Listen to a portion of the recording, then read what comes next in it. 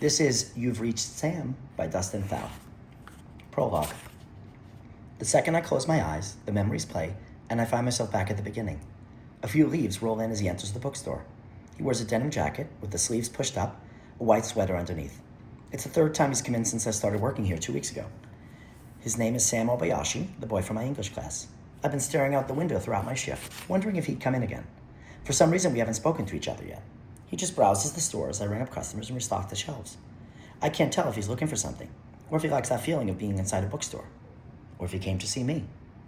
As I move a book from the shelf, wondering if he knows my name, I catch the glint of brown eyes through the gap, looking back at me from the other side. We're silent for a moment too long, and then he smiles, and I think he's about to say something. But I shove the book between us before he has the chance. I grab the crate beside me and hurry up to the back room. What's wrong with me? Why didn't I smile back? After scolding myself for ruining the moment, I gather some courage to go back out and introduce myself. But when I return from the back room, he's already gone. On the front counter, I find something that wasn't there before. A cherry blossom made of paper. I turn it over in my hands, admiring the folds. Did Sam leave this here? If I hurry outside, I might still catch him. But as soon as I rush out the door, the street vanishes and I find myself entering a noisy cafe on the corner of 3rd Street nearly 2 weeks later. Round tables pop up from a wooden floor as teenagers crowd around them, snapping pictures and drinking from ceramic cups. I'm wearing a gray sweater, slightly oversized, and my brown hair is pinned back and brushed smooth. I catch Sam's voice before I see him, behind the counter taking someone's order. The swoop of dark hair. Maybe it's the apron, but he peels taller from behind the register. I head for a table on the other end of the cafe and set my things down. I take my time as I spread out my notebooks, summoning up courage to approach him, even if it's only to order my drink. But when I look up from the table, he's standing there beside me, holding a steaming cup. Oh, I'm startled by his sudden presence. This isn't mine. Yeah, I know. You ordered this last time, Sam says, setting it down anyway. A honey lavender latte, right? I stare at the cup, at the busy counter, and back at him. Should I pay up there? He laughs. No, I mean, it's on the house. Don't worry about it. Oh, a silence between us. Say something, Julie. I can make you something else instead, he offers. No, this is fine. I mean, thank you. No problem, Sam says through a smile. He slides his hands into his apron pockets. Your name is Julie, right? He points to his name tag. I'm Sam. Yeah, we're in the same English class. Right. Have you done the reading yet? Not yet. Oh, good, he says. Me neither. Some silence as he stands there. He smells faintly of cinnamon. Neither of us knows what to say. I look around. Are you on a break? Sam stares back at the counter, rubbing his chin. Well, my manager isn't in today, so I guess you could say that. He adds a smirk. I'm sure you deserve it. It would be my 5th one today, but who's counting? We both laugh. My shoulders relax a little. Is it okay if I sit here? Sure. I slide my things out of the way, letting him take the chair beside me. Where did you move here from again? Sam asks. Seattle. I hear it rains a lot there. It does, yeah. I smile as we sit together, talking for the first time about school and the classes we're taking and the little things about ourselves. He has a younger brother, likes music documentaries, and plays the guitar. From time to time, his eyes dart around the room as if he's nervous, too. But after a few hours, we're both laughing like old friends. Outside, the sun lowers itself, turning his skin into almost golden in the window light. It's hard not to notice. It isn't until a group of Sam's friends come through the door, calling his name, that we both look up and realize how much time has passed. A girl with long blonde hair puts an arm around Sam's shoulders, embracing him from behind. She glances at me. Who's this? This is Julie. She just moved here. Oh, where from? Seattle, I answer. She stares at me. This is my friend Taylor, Sam says, patting her arm that's still around him. We're all about to go see a movie. I get off work in an hour. You should come. It's a psychological thriller, Taylor adds. You're probably not into that. We look at each other. I can't tell if she's being rude. My phone vibrates on the table and I glance at the time. It feels like I've woken from a daydream. That's okay. I should probably head home. I get up from the table. As I get up from the table, Taylor slides into my seat, making me wonder if they're together. I wave goodbye, but before I go, I head to the front counter. When I think Sam isn't looking, I pull a paper flower from my bag and place it beside the register. I spent a week watching tutorials on how to fold a cherry blossom like the one I found at the bookstore, but the steps are too hard to follow for my untrained hands. A lily was easier. I zip my bag and hurry out of the cafe door, and suddenly I'm on the front porch of my house, staring out at the lawn. The early morning dew still hangs on the grass. Sam's car pulls up with the window down. He texted me the night before. Hey, this is Sam. I just got my license. Do you want to ride to school tomorrow? I could pick you up on the way if you want. I climb into the passenger seat and shut the car door. A pleasant scent of citrus and leather hits me. Is that cologne? Sam moves his denim jacket as I buckle myself in. A USB cable connects the stereo to his phone placed inside the cup holder. There's a song playing in the background, but I don't recognize it. You can change the music if you want, Sam says. Here, plug your phone in. A shock of panic hits me and I squeeze my phone tight. I don't want him knowing what I listen to yet. What if he doesn't like it? No, this is fine. Oh, you like Radiohead too? Who doesn't, I say. It's a quiet drive through neighborhood streets. We exchange glances from time to time as I think of things to say. I look at the back seat.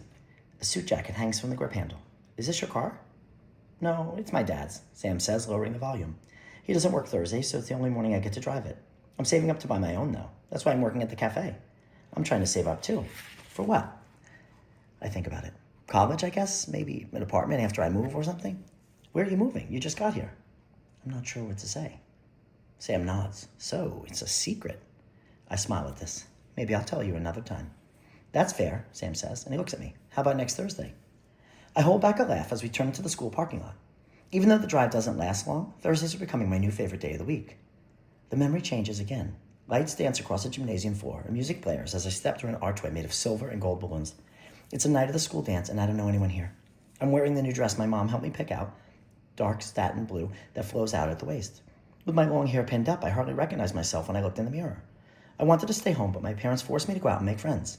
I didn't want to disappoint them. I spent the last hour standing against the cold cement wall, watching the floor filled with people dancing and laughing. I check my phone from time to time, pretending I'm waiting for someone, but it's just an empty lock screen. Maybe this was a mistake. Something keeps me from leaving. Sam mentioned he might be here tonight. I texted him a few hours ago, but he hasn't responded. Maybe he hasn't checked his phone yet? When the music slows down and the crowd disperses, I leave my spot at the wall and make my way through the dance floor, searching for him. It takes me a while, but the moment I see him, my heart drops. There he is, with his arms wrapped around Taylor, slow dancing. There's a sinking feeling in my stomach. Why did I come here? I should have stayed home. I shouldn't have texted him. I turn away before anyone sees me and rush toward the gym doors. The night unfolds around me as the loud music muffles, letting me breathe easier. The parking lot, lit up by a few street lamps, seems so still compared to the dance floor. It's misty out tonight. I should head home before it turns into rain. I think about texting my mom to pick me up, but it's too early.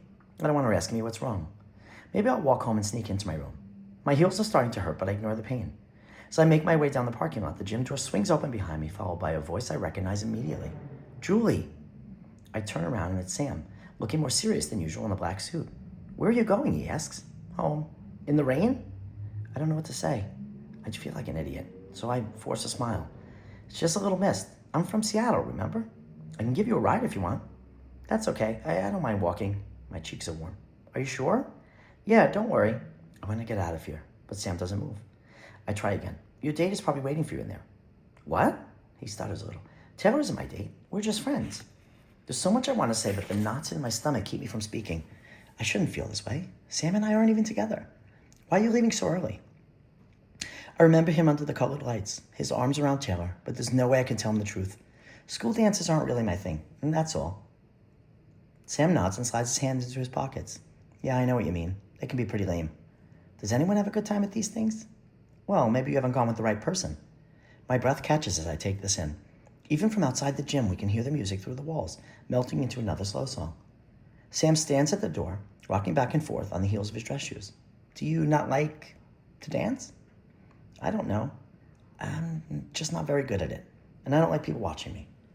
Sam looks around us. After a moment, he smiles a little and holds out a hand. Well, no one's watching us now. Sam, I start. His familiar smirk appears. Just one dance. I hold my breath as Sam steps forward and takes my hand, pulling me close to him. I never imagined my first dance would be like this, the two of us swaying outside in the school parking lot. His face is slightly dewy from the mist, and I inhale his familiar sweet scent, resting my cheek against his chest. As I move my hands onto his shoulders, he notices something. What's this? The paper cherry blossom. It's tied around my wrist with a ribbon. My cheeks feel warm again. I didn't get a corsage, so I made one myself. I gave this to you. I know you did.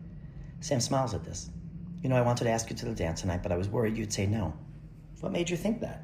Because you never texted me the day we met at the bookstore. I squinted at him, thinking back. But you never gave me your number. Sam drops his head, chuckling to himself. What's so funny? I ask, slightly annoyed, as he takes my hand.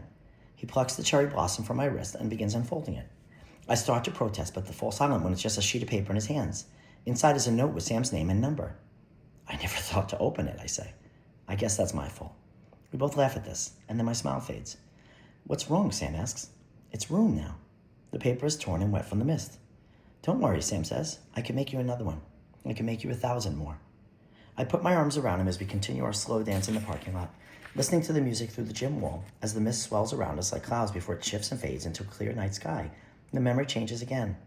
Clothes fly out of the second floor window as I run onto the lawn that's covered with my father's things. My parents have been shouting for the past hour, and I can't stand to be in the same house anymore. I knew things would end eventually, but I never expected it to happen so soon. Where else can I go? I asked Sam to come pick me up, but he isn't here yet.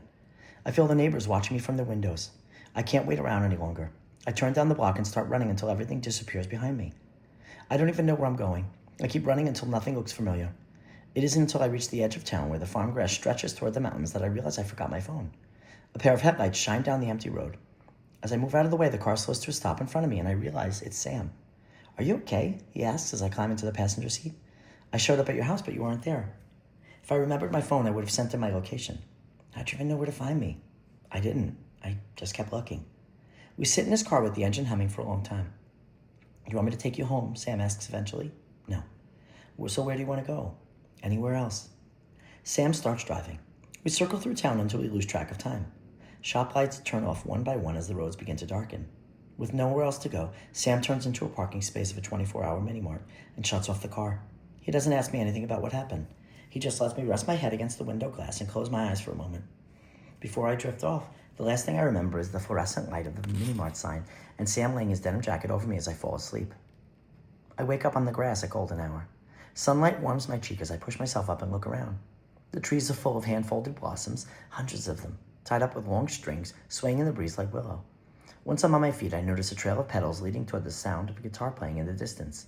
I follow the sound, passing through a curtain of paper blossoms, and I remember where I am. Our secret spot at the lake. The place we've met 100 times before.